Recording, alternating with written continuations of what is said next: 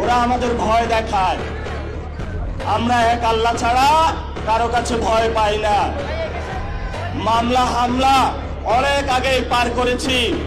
শেখ হাসিনার আমলে রিমান্ডে নিয়ে আমাকে মাথা নিচের দিকে দিয়ে পা উপর দিকে দিয়ে সারা রাত নির্যাতন করেছিল, কখনো আপোষ করার চেষ্টা করি নাই।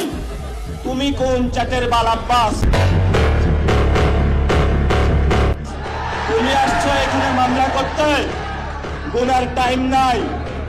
সিনিয়র সিটিজেন আসেন, সিনিয়র সিটিজেন আসেন, আমরা সম্মান করতে চাই। কিন্তু নিজের সম্মান যদি না রাখতে পারেন, তাহলে এই যারা ইয়াং জেনারেশন আছে, জেনজিরা আছে, আপনার পুরা সম্মানের চাদর খুলে বুড়িগঙ্গায় নিক্ষেপ করবে।